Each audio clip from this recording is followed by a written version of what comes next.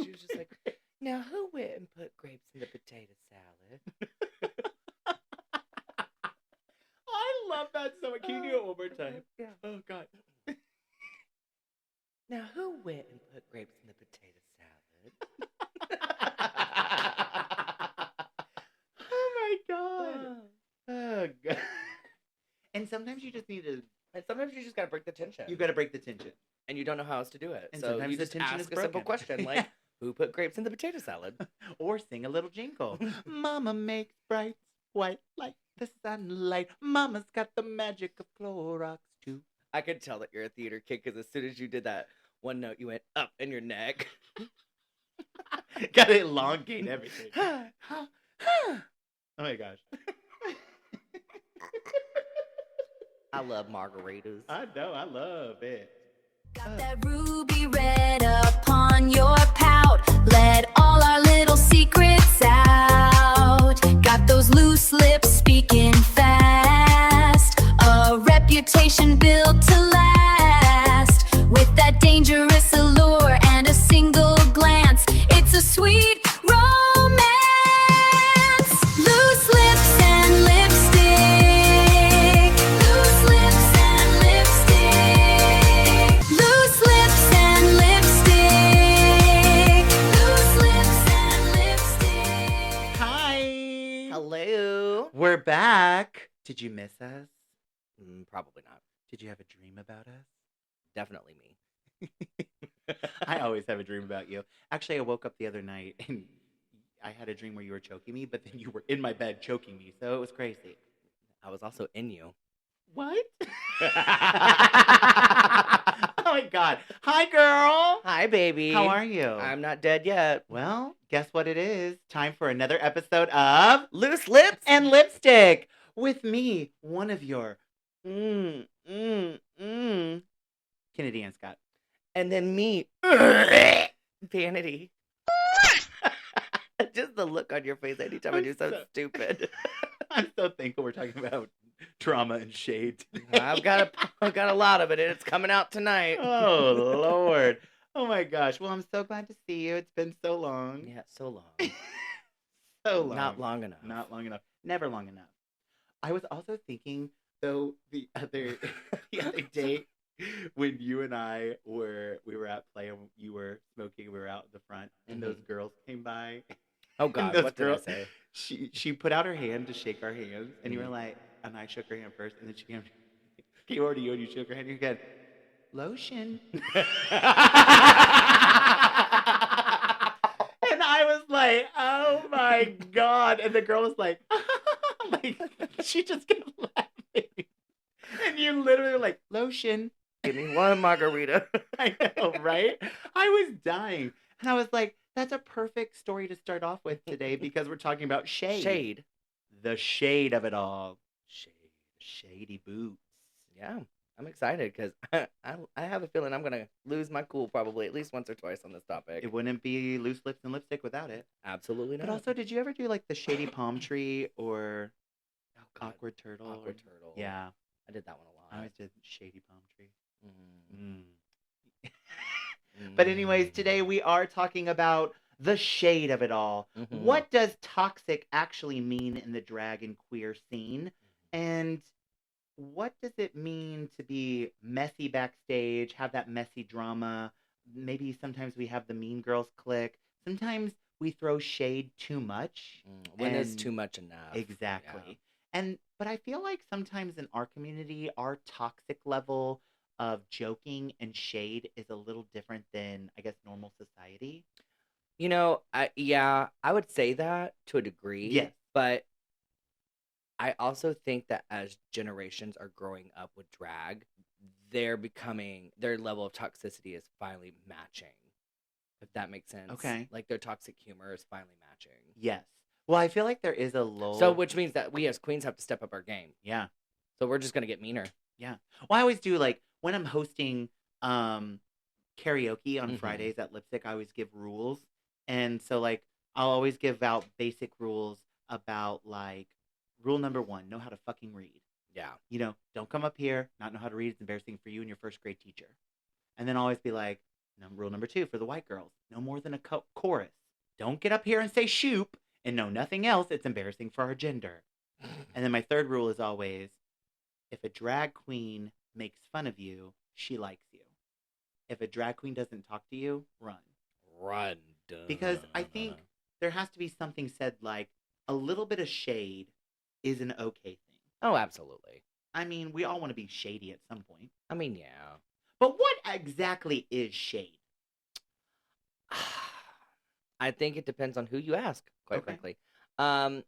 I think shade for me is when it's a petty jab in the form of a joke that is with good intention. And has a little bit of truth. True. That's what I mean. Like, it has Yeah. good intention. Like, Yes. that to me is shade. Like, for instance, the cover boy doesn't cover girl, and they're clocking Willem on his 5 o'clock shadow. Yes. That's shade, but also it's helpful. For sure. And then, like, when Willem was walking around, she said, "Nurse!" That's true shade. That's true That's shade. true That shade. was my favorite. Nurse! That's true shade. And then... But it's done in a way that's let me rephrase that. Let me just go ahead and start all over. Shade is that exactly, but it's done in a tongue-in-cheek manner to not be disruptive to somebody's emotional state. Okay, yes. We're not trying to hurt feelings just to hurt feelings. Right. But then, like, sometimes things need to be said, but in a little bit of a humorous way, so the girl gets it, Yes. but it doesn't get hurt. Right. Because to me, reading is where it's done in a joking manner, but not necessarily with the purest of intentions. And I might have that backwards, but that's my But they understanding. kind of go hand in hand They do in a way. They do. And I feel like we change our words all the time backstage. Yeah. It's like this and this and this and this. Yeah. And I'm like, I'm just playing along. Is it a read? Is it a shade? Like, what Yeah. is it? So, Like, for instance, like when Criminal Banks performed. Love that girl to death. Yeah. Love her to death. She has such a good heart. She's a good time. But her shtick is she's a big old mess. And so I always call her Clydesdale in heels. yes. Because she clomps around. Mhm. That's funny. Shady, but funny. Yeah. Yeah. Mm-hmm. Oh my God. Whatever.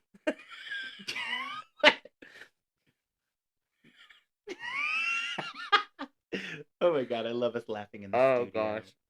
That's all we're doing. Yeah. But do we say shade is trauma operating in disguise?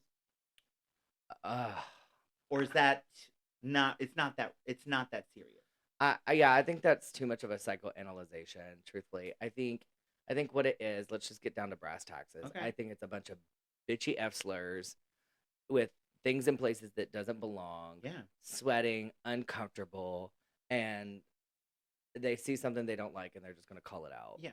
Truthfully. But we also have like that playful shade and stuff. Like on the pod, we've even said like, I've been doing drag for 18 years, and you said, you still look like that? Yeah. Like, that's fun That's and fun. playful. But I like I've said 1,001 times to anybody and everybody, not even about this topic in specific, just anything. It's not what you say, it's how you say it, and it's how you deliver it. And you can say the same thing multiple ways, and it's going to sound different every time. Mhm. And and I've noticed that I've had to use this exact conversation, especially when I talk to people who have ADHD, because I have ADHD. And prime example, to RJ the other day, I told him this exact same thing, and I was like, okay, so you can go, the sky is blue today. The sky is blue today. There's a different inflection in your voice, Mhm. and there's a different intention in delivering that sentence. And so therefore, how I deliver that sentence is going to depict how you react. Tone. So if I go into the conversation knowing that I am going to deliver it in the more negative sense, then I can't get mad at you when you take it with negative response. True. Does that make sense? Yes. And so I think that that's where people get a little muddy in these Mhm. waters, is because they're saying it to hurt feelings, and then they want to, oh God, here she goes. She's got her feelings hurt again.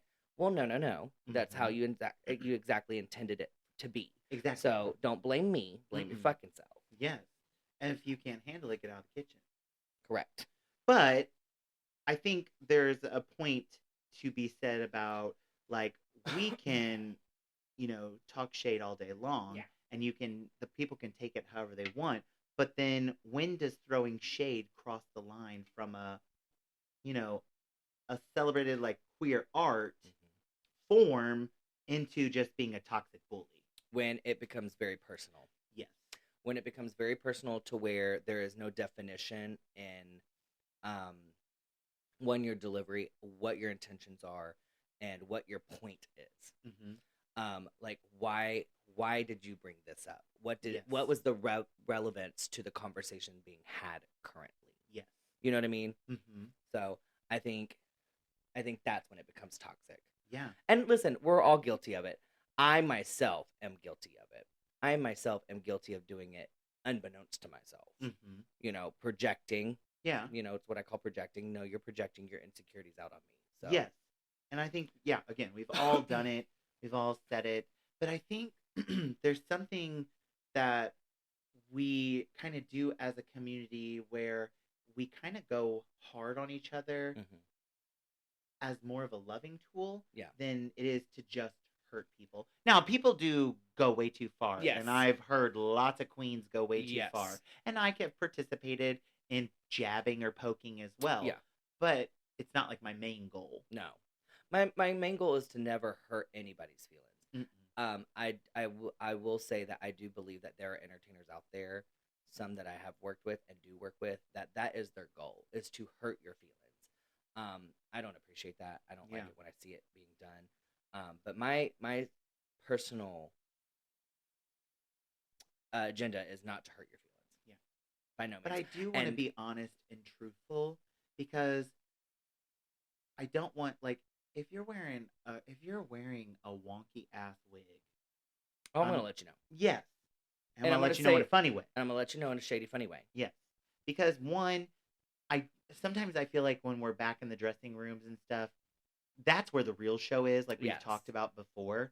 And like how we like all get going on each other and kiki and all that. But then there does cross a point where now you're just nitpicking. And now you're just going in on certain people. So the way that I function is, and I'm going to use her as an example, like Delta. I will tell you privately. Yes. What needs to be fixed. Yeah. Then I will speak it to you publicly. What needs to be fixed. And then if you still don't fix it by that second time, after that second conversation, then that's when, I will kind of become. Oh my God! I just knocked my microphone. I will become kind of toxic, and I will berate with shade and reading publicly, because if you're not going to take what I have to hear, as soon as you hear everybody else jump in on the conversation, maybe you'll fix it then. Yes. She still hasn't. She's a work in progress. She needs to work harder. Just kidding. I love you, We love you. No, I love Delta. And honestly, Delta is a prime example of one time I had taken it too far. And it wasn't necessarily what I said or that I specifically had taken it too far. I didn't take into account what she could have been going through in that moment with her personal life. Yes. And she was going through a really hard time. And I was, unbeknownst to me, did not know that. And so therefore I was ribbing her, and reading her, and shading her. And finally she broke down. She didn't cry. She was a big girl about it, but she got quiet. And I knew then that was the moment I fucked up. Yeah. I went to her privately, apologized. We're all fine now. But like that, read the room, sister. Yes. Like if you notice that somebody's starting to shut down after a while, shut up. Yes. Just shut up. Apologize, laugh it off, and then carry on with your life. Don't bring it up for a couple weeks, and then start reading her back down for it. Always come back to reading. Always. And we're not saying that the drag scene is just full of toxicity and shade, and that's all we do. But it is. But it is. There's like, it's a good, like, I feel like there needs to be a good balance between the shade, the reading, and the actual caring about each other. Yeah. I think it's one of those experiences that until you experience it for more than just once, like, yes. once you're in it and you're in the inertia of it and you understand it and comprehend how it is, until then, don't comment on it. Yeah, you for really sure. can't. Like, I don't want, Debbie Sue from Kentucky going, y'all are just mean and bullies. That's not how this works, sister. Yes. But see, that's another thing is like when I'm on stage and I'm cracking jokes, sometimes there'll be girls in the audience or people in the audience and be like, well, that was mean. I'm like, no. That was a joke. And if you can't laugh at yourself by what you just acted like, Yeah. like, if you can't see the humor in what you just did, like literally, I said, so there was a girl at karaoke on a couple Fridays ago, and someone was singing, Can't Fight the Moonlight by no, Leanne it was Rimes. Take Me to Church. Oh, yeah. So there's a guy singing this. There is literally a girl in the front of the stage with a beer, and she is like dancing provocatively, like basically humping the stage. And what I said was, leave it to a white girl to dance like a slut during a slow moving song. Yeah. And she said, ah! I said, girl, you were grinding up on that stage during this song, which is so funny, Take Me to Church. Yeah. And you're over here grinding. Yeah. I was like, that's a perfect moment to make a joke. Right. Like, I'm also a man in a dress. Yeah. The most uncomfortable person in the room. So if I can laugh at myself and take in this, you can take that. Well, and I think that that's also sometimes where I fall into the pit, is because I am notorious, and it's gotten me into trouble numerous times. If I am lined up for the perfect joke, I don't care who it is, or what it's about. If I can come up with material for it, I'm going to. Oh, Now, granted, I might not say it on a microphone. I might say it privately in my dressing room or in front of 2 or 3 of my peers in a dressing room.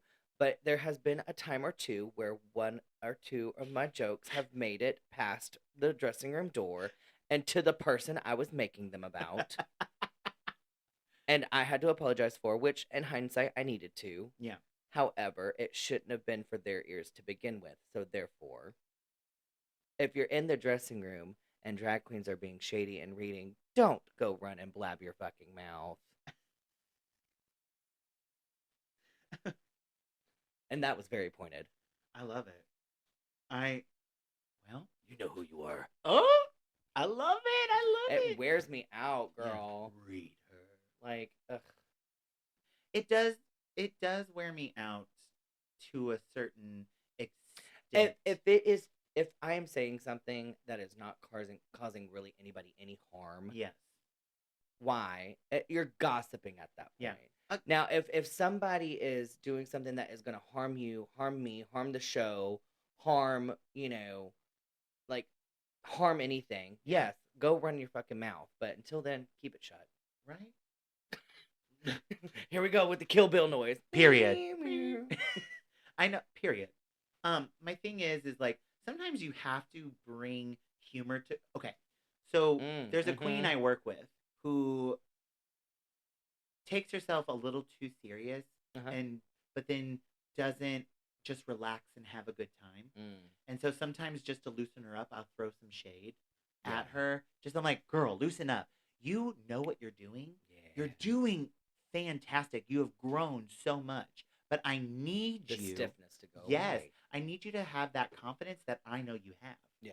And so I'll say little stupid things to her all the time just to kind of poke her a little bit. Liven her up a little bit. Liven her up. And she gives it back. She's a saucy gal. And sometimes that's what it takes, though. And that's also another point that people don't realize is that, once again, back to what I said, read a room. If you notice that somebody is, like, maybe not as perky or something, like, sometimes reading them is the way to get them in, I don't know. I agree. I think it's read the room. That's all I can keep saying is just read the room. Read the room. What's a hot take you have? A hot take of A what? hot take of drag. What's a hot take? A hot take of drag? Yeah. Everybody should quit. Everybody should quit. Everybody should just quit. Everybody quit now. We're over it, right? All right. Well, bye. It was great to see you. Like, thanks for coming, gal. Oh my god. I don't know. I don't really have like a hot take, except for, don't whine and cry when you're getting what you asked for.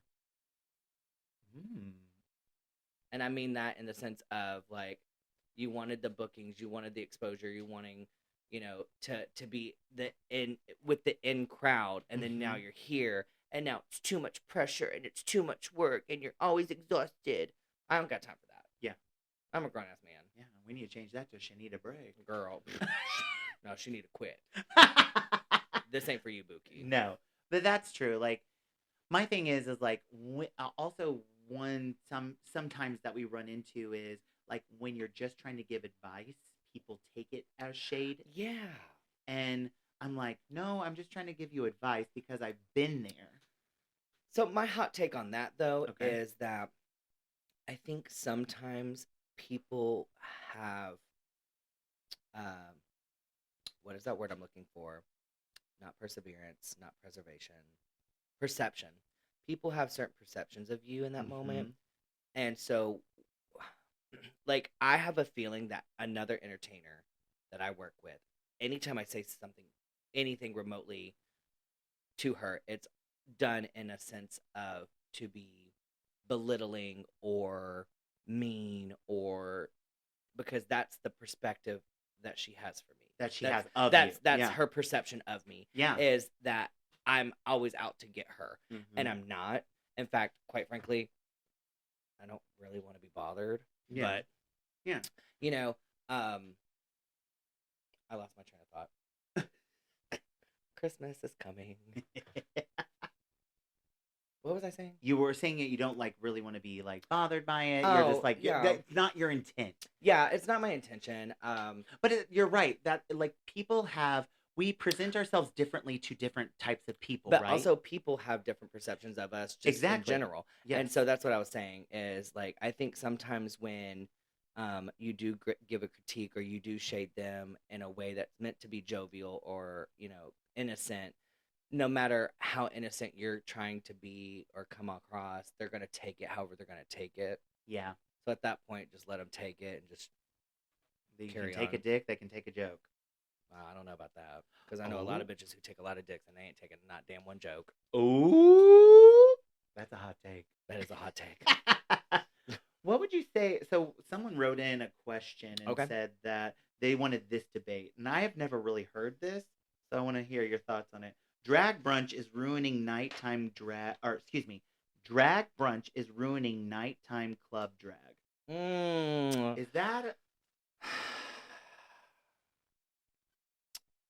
I have two perspectives on this. Okay. Number one, around. I think that drag brunch is another great opportunity to expose yourself to people that you probably most likely would not, especially in a tourist city like we are in. Now, if it's a typical gay area and gay drag brunch, like, the gays love to do, maybe not the case, but in Nashville specifically, I think it's a great way to expose yourself to as many people that would not normally come to a night show.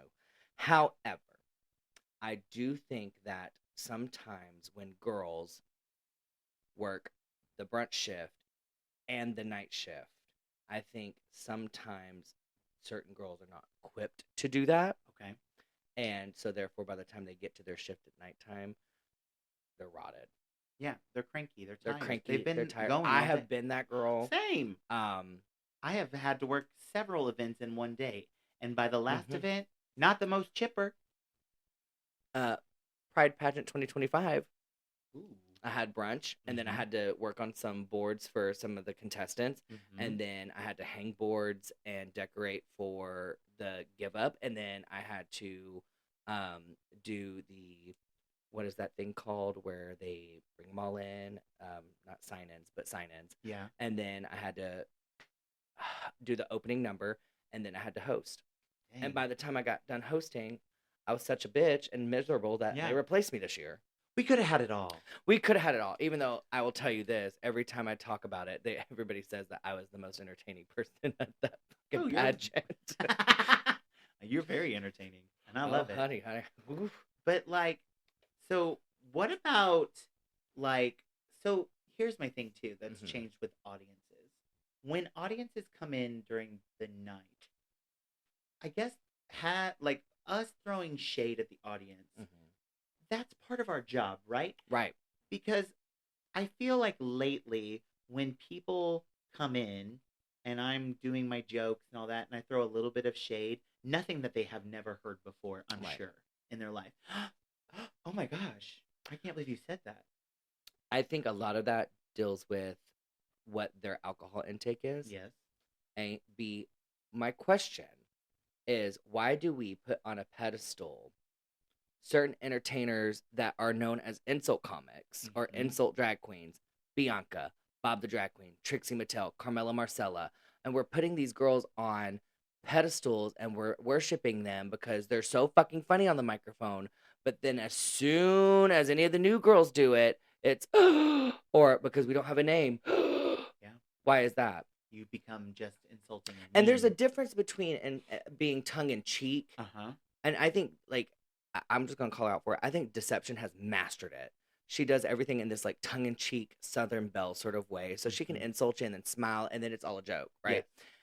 But I have heard numerous entertainers get out on that microphone and read the crowd down to Uh-huh. the point to where you're doing the exact opposite of what you're supposed to be doing, which is hyping the crowd up, getting them excited for the show, making sure they're buying drinks, making sure they're having a good time. Mhm. And then what you're actually ending up doing is making them miserable, make them feel bad about themselves, make them not want to be there anymore, and make them want to leave. Yeah. So therefore, what's really the purpose of you going out there to MC? Yeah. Yeah. Next. But yeah, I mean, I get that, but I'm like, is there, I mean, what's the line?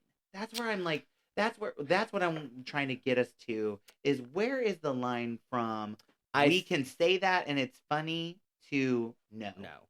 I think that is a case by case situation. Okay. And I think that that's one of those truthfully, I don't think that you'll ever know exactly what that line is. Yes. And just come to terms with that person got pissed off and let it go. And I mean, because I've pissed so many people off MCing. I know there's other MCs that have pissed other people off. Oh yeah, I've pissed several white ladies off because like I'll always like welcome the crowd, like, and I love to like, we are a bar for humans where I work, but like at the same time I love to see who's representing, and I'll always get to the straight people and I'll be like, where's my straight people at? And they'll be like, woo, and I'll be like, that's why you don't get a pride parade. And they're like, what? Yeah. I'm like, baby, you got Toyota-thon, calm down. I will say this. One thing that I was told early in my career when I first started MCing, which was, don't ever make your problem their problem. Ooh. So, like, that's good. One night we had a gentleman who was very intoxicated, and he was very handsy with not just me on stage, but with the majority of the entertainers. The DJ was over the intercom and was basically like, hey, please stop touching the girls, like, da-da-da-da-da. And it was like number after number, please get off the stage, please stop touching the girls, da-da-da-da. And it was the same guy for like 7 numbers. By the time I made it out there, he took his hand a little too far up my crotch area. And I finished my number, and I grabbed the microphone, and I jokingly read him for filth. And I was talking about, I compared myself to a petting zoo. Okay? Like, you know, the animals are cute, but this isn't a petting zoo. Please don't touch them. Yeah. We might look like pigs and sheep. You know, and I was really, like, going in such a really lively, jovial way. Yeah. I more or less made it off the stairwell, off the back of the stage, and got pulled aside and basically was told, and I quote, don't ever make your problem their problem.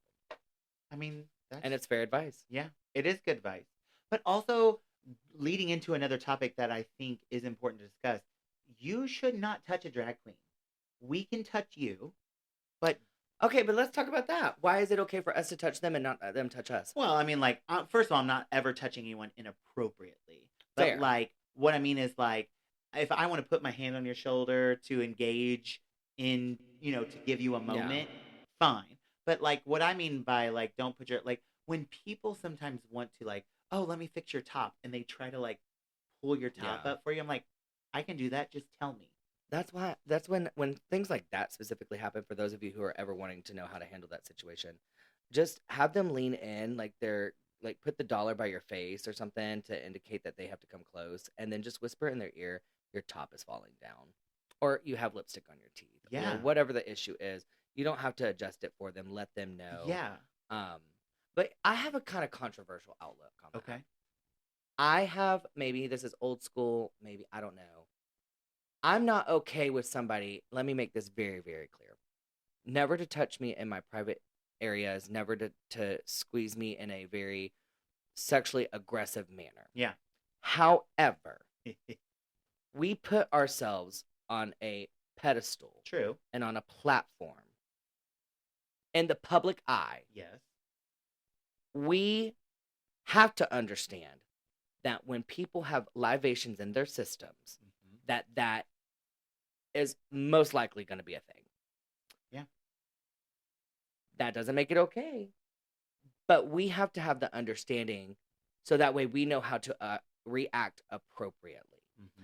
Because I've seen entertainers fly off the handle. I've seen entertainers lose their minds because somebody touched the back of their calf muscle. Yeah.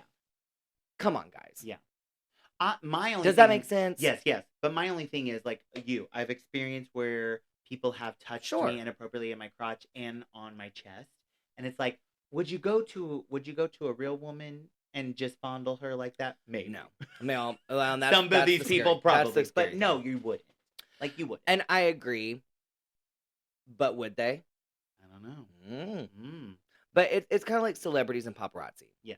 You know, I used to get really irritated, especially in the early 2000s when, you know, all the celebrities were bitching about like the paparazzi. You wanted fortune and fame, sister. Yeah. And you knew that this was a price with fortune and fame. That's true. So therefore, you can't bitch about what you knew was going into it. True. So that's kind of how I feel as an entertainer. You can't really bitch too much when you knew that was probable cause for you putting yourself on a platform in front of people as a untouchable being. True. And then that because also, you tell somebody that the stove is hot and they don't need to touch it, they're going to touch it. They are. But then that also goes into when people are going to talk about you or give you shade. Yeah. You put yourself in that. Correct. We're up on that pedestal again. Yeah. People are always going to have something to say about your art. Some people are going to like your art. Some people are not. You're going to have to deal with that all the time. And again, if you really care about it, like if what they say, then you're not in the mental place to really be a part of the journey that this can take you on. Yes. And I think that's a fair point to kind of end our conversation on. Yeah. You know, kind of like just making sure that basically you're gonna have shade. Yes. It's part of the inevitable. Culture. It's part of the culture. And reading is apparently fundamental. Yes, reading is apparently fundamental, but you don't, and we're not saying you have to take all the shade and all the reading and just deal with it. No, because you also know your own limits. Exactly. And I think that's also the point you're trying to get to is when is enough enough. Yes. You can't answer that either because we're all different. Yes. And so what I can react to and what you can react to are two totally different. True. You but know, then like we your need to limits communicate. are different limits. So it's all about and communication. It's all about communication. And just because somebody crossed maybe quote unquote the line, once again, Delta was a really great example for this. When I did cross the line with her, I approached her and she calmly and respectfully told me, I've just had a really bad day and I know you're joking. I know that you don't mean this to hurt my feelings, but it has because I'm not mentally in the place to receive it the way you're intending it to. And I'm a little hurt. Yeah. And I looked at her and I said, respectfully, I understand. From now on, from this moment on tonight, we will just kind of kiki like sisters and put that shit aside. That's how you handle that situation. But that's also a mature. Well, let's face it. A lot of drag queens are not mature. Well, I have that, and they're emotionally they're not mature. That's what I mean. Which is a whole lot of our queer community. Yeah. Well, and that's because we feel probably underdeveloped because of our childhood. Yes. Because of what we talked about in our last episode. Yeah. So it happens. It does. But guess what? You can be shady. They can be shady. We can all. Your chin can be shady. God dang it. Woo. Well, let's take a little break and we'll be back. Mwah. Kisses! And now it's time for another Showgirl Showcase. This week's showcase is Delta Granta. Delta Granta is a 29-year-old drag entertainer born and raised in Breaux Bridge, Louisiana, and now currently resides in Nashville, Tennessee. Known as Nashville's Cajun Persuasion, you are guaranteed to experience a spicy, energetic, and entertaining encounter anytime you see her perform. Her drag is inspired by a variety of iconic female figures and pop culture references, fusing beauty with humor and turning out every performance. She feels she has established herself as a talented performer and a voice in the drag scene.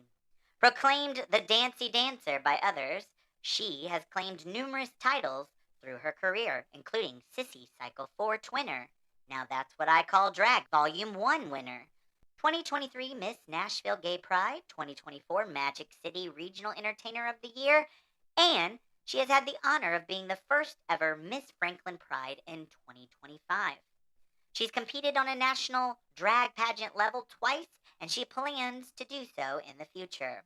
Her mantra in life is to live authentically and abundantly queer each and every day. She believes that it is vastly important to honor and learn about those who have paved the way for all the performers today. You can catch her performing regularly at Lipstick Lounge, Play, Tribe, The Big Drag Bus, and at brunches around the city. She hopes to see you at her show soon. And always remember, who got a tab open? And welcome back to nope, you go ahead. You do it. And welcome back. We are. Can we start over? Yes, thank you. And welcome back from our break. It's me, Kennedy and Scott, and me, Vanity. And you're listening to Loose Lips and Lipstick. Now, before we get started into our next venture, I wanted just to clarify something that I said prior to the break. I'm not saying touch your entertainers. I'm just saying be aware of what situations you're going to be putting yourself into, and not every situation that you're going to find yourself in is going to be ideal. So there are going to be moments that you probably are uncomfortable, and that sometimes is just part of the gig, unfortunately. Is all I was trying to say. All right. I just wanted to clarify before anybody thought that I was saying, all hands on deck, touch a bitch. You know? You heard it from the loose lips over there. Lord bless. But we are getting into my favorite segment of the show, which And what is your favorite? It is Petty Confessions. This is the time of the show where we reveal some confessions from people who are just a tad bit petty. Ooh. In the shade of it all. Oh, read them down. And this week, we have a lovely petty confession. I have a friend who always asks where I get my clothes. I give them the name of a high-end boutique I know they can't afford, while I'm actually wearing a $15 top or outfit I find from a thrift store, and I'm never going to reveal. Damn. But I guess my question is why do you feel like you have to? I'm gonna put this back onto the confession. The petty bitch. Yeah, the petty confession. Why do you feel like you have to lie to your friends and tell them that it came from a boutique that they couldn't afford? Well, I mean, it kind of says something about our society, first of all. Yeah. It's because people are embarrassed by price point. Because I feel like we find this in drag, too, sometimes. Yes. It's people don't have, oh, where'd you get that outfit? Or, oh, who made that outfit? Or how much did you spend on that outfit? Like, you know, sometimes if you zhuzh something up well enough, and it works for you, it's good to go. It's good to go. Just zhuzh it up a little bit. But I also, like, why? Why do we as people feel like it isn't okay to shame somebody for shopping at a thrift store? Listen, girl, I grew up in a thrift store. Yeah. I actually am the exact opposite. I will tell you I bought it from a thrift store, and I'll tell you exactly how much I did not pay for it. You know what I'm saying? Like, I'm proud of that. Yeah. Being frugal is important in today's society. Well, also, with drag, you can find a lot of great pieces that Yeah. you can take and work into Yeah. other costumes. There's some good stuff in those treasure troves. There's some good stuff. And girl, I don't know. To me, I wouldn't do this. I wouldn't either. I would just be honest and just be like, girl, I got this at blah, blah, blah thrift store, because Girl, what if for one moment out of the blue, you say, I got this yesterday at so and so boutique, and they go literally the next day and it's not there. Yeah. You know what I mean? Well, you backed yourself into a corner and you deserve what you get. Yeah. To me, I think that's petty for the wrong reasons. Yeah. Ooh. I think you need to do some soul searching. Yeah. Let's start rating petty confessions. That's a 0. That's a That's a 0. That's a goose egg. That's a goose egg, and I think you need to soul search yourself. Reaming someone for being petty. Girl. You need to look inward. But also, it depends on the type of friend, because if the Yeah. friend is kind of like pretentious like that, Oh, I could see why you would do something like that. Oh. But if it's just a friend that just Yeah. wants to know where your cute little garment came from, to me, you're being petty for no reason. Yeah. It's unwarranted. Oh. Grow up. Grow up. What do you got for us today? I have that. Sorry, I just threw my pen across the room. She's really I agitated. have. Yeah, it really flustered me. The one that I have received is I had a friend share a very dark secret with me, and I only shared their secret once, just to feel important in another group. Oh my god. I want to know what the secret is. I do too. Listeners, Nancy drew this. Find us that secret. I want to know what the secret is. And I want to know, once again, I'm going to judge the petty confession. Why do you need to feel important in any group? True. Why? Love yourself. Where are these two on our shade? I feel like they're friends. I feel like this is the friend to the thrift store. And the secret was, I never really liked their fashion. One time at a Barnes and Noble, that's really why are we beating ourselves up this episode? Oh gosh. I will say this though, and in all truthness, I have shared a friend's secret in a private group to feel important. So I have done that too. I think a lot of people have. I mean, we're not proud about it, but I am. I'm gonna share a secret right now. No, but I mean, we all have. We've all gone through that pettiness. Yeah. We wanna. I mean, in all things, we want to feel important. Everybody wants to feel important. Well, I mean, that's why we do drag, is to validate. Truthfully, that's fine. Everybody says it's because I love the art notes, because you're looking for some sort of weird validation that your mommy and daddy didn't give you. Period. And that's the shade of it all. And that's the shade of it all. Well, this has been a lovely segment of. This has been a lovely segment of Loose Lips. No, God damn. Lord, we're falling apart over here at the studio. This has been a lovely segment of Petty Confessions. Oh, you can't say we don't have a good time over here. That margarita hits. It hit, girl. We're feeling you. What's the tip that you have for us? This is your. Also, you like this part. I do like this part. So I You're have like a the tip. Mother Teresa of drag. Everybody says that. I don't get it. Who is this lady? Who is Hunky Dory? Hunky Dory. Who's Hunky Dory?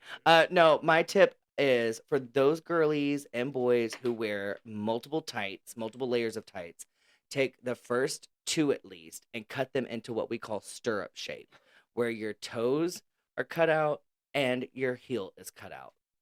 Nice. And that way your toes aren't being compressed all the time. Also, I like to layer my tights with tight fishnet, tight fishnet, tight fishnet.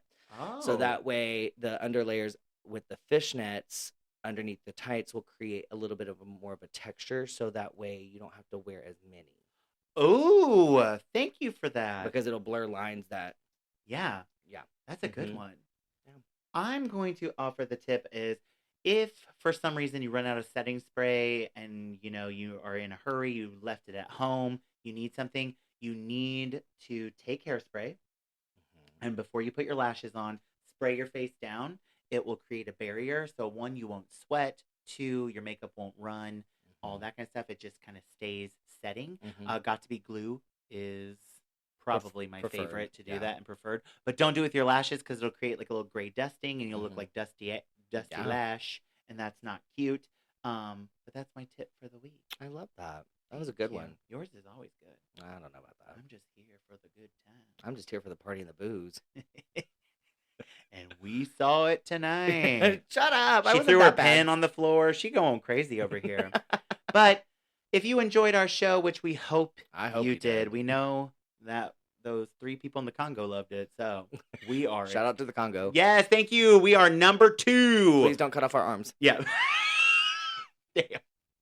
But we are excited that you joined us for another exciting episode of Loose Lips and Lipstick. You can find us on all the socials. You can find me, Miss MS Kennedy Ann Scott, on all socials. And you can find me at The Only Vanity On any of the social media platforms. platforms. And you can also follow our Instagram, Loose Lips Lipstick Pod, on anywhere you want. And you Yeah. can also email us at looselipsandlipstick@gmail.com. So please stick around, follow us. We love you all. Thank you for listening to all of our little rants And banters. and banters and Opinions please that say nobody a cares prayer about. for vanity. Oh, shut I'm up. just kidding. She's going through a lot right now. I'm going through a hard time. I'm Yeah. sensitive, Aubrey. And always remember, wear your lotion if you shake her hand. This has been an episode. We love you. Bye. Got that ruby red upon your pout. Let all our little secrets out. Got those loose lips speaking fast. A reputation built to last.